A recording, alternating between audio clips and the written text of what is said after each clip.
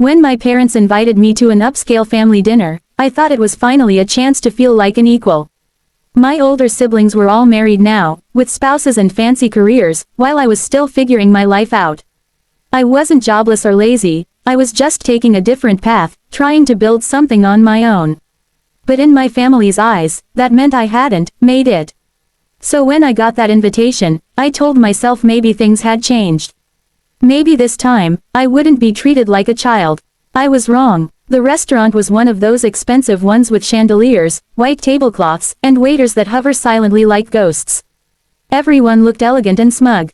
My parents had organized a long table for the adults and, this part one didn't notice until I got there, a smaller table off to the side. It was set with shorter chairs, colorful napkins, and even a few booster seats stacked nearby. When the hostess led me toward it, I thought there must be a mistake. But then I saw my name card, right there among the nieces and nephews. The kids' table. I laughed awkwardly, waiting for someone to say it was a joke. My mother smiled the tight smile she uses when she's pretending something's fine. "Oh, honey, we just thought you'd be more comfortable here," she said.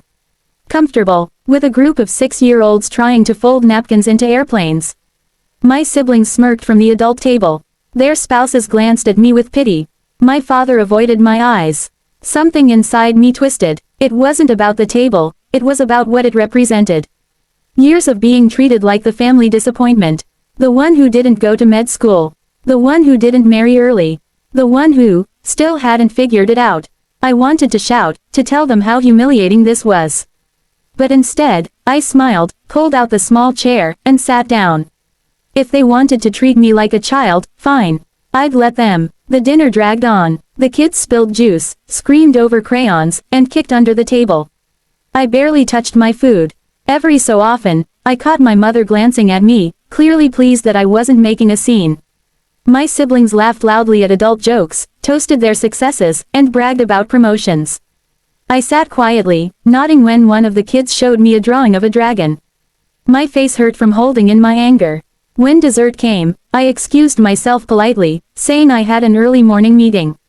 My father mumbled something about not leaving too soon, but I just smiled.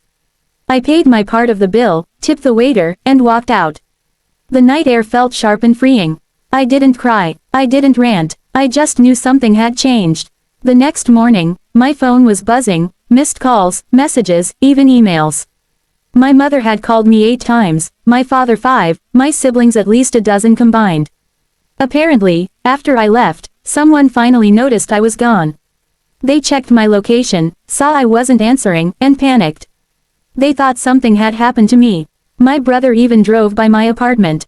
When he saw my car parked outside, they started assuming the worst. My mom texted me things like, "Please, call me, we're so sorry," and, "We didn't mean it that way."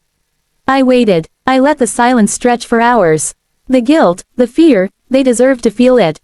After 25 missed calls and 2 frantic voicemails, I finally sent a message. It was short, "I'm fine, just decided to go somewhere I'm treated like an adult." No emojis, no anger, just cold clarity. Then I turned off my phone. The next day, I posted a few photos on social media, not of myself, but of the view from a rooftop restaurant downtown. The caption read, "Dinner's better when you choose your own table." It was petty, sure, but it made the point. Within minutes, my sister liked it, then unliked it, then texted me, "Mom's crying." I didn't respond. For once, they were the ones left wondering. They were the ones feeling excluded, powerless, and anxious. My mother finally called from a different number, and when I picked up, her voice trembled. She said they never meant to make me feel like that. That it was just a silly seating thing, that I was reading too much into it. I told her calmly, it wasn't about where I sat, Mom. It was about how I've always been treated. That table just made it clear. She tried to apologize, but I could tell it wasn't sinking in. The apology was about easing her guilt, not acknowledging my pain. Over the next few weeks, I stopped attending family gatherings. I stopped being the one who showed up out of obligation. I poured my energy into my work instead. The business idea that everyone had dismissed, my silly little app, started taking off. A few months later, I landed my first big investor. My company began growing, fast. Suddenly, I was getting local press, recognition, and calls from people who once ignored my messages. The irony came full circle during my parents' anniversary party. They called, very politely this time, to invite me.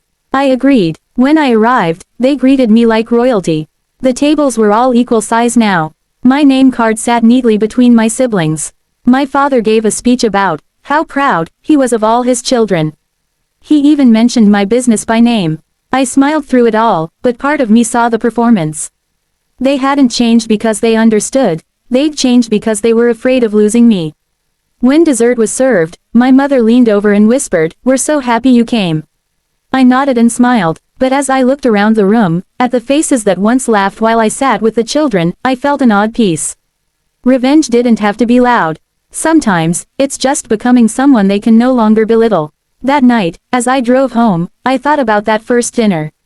The humiliation, the sting, the fake smiles. I realized that moment had lit a fire in me, not out of anger, but out of quiet determination. Every time I felt dismissed, I remembered that tiny table and used it as fuel. Justice doesn't always come in grand gestures or confrontations. Sometimes, it's just living well enough that they have to seat you at the head of the table. If this story gave you chills or made you smile, hit that like button, and tell me in the comments, what's the most satisfying revenge you've ever seen? Don't forget to subscribe for more stories just like this one.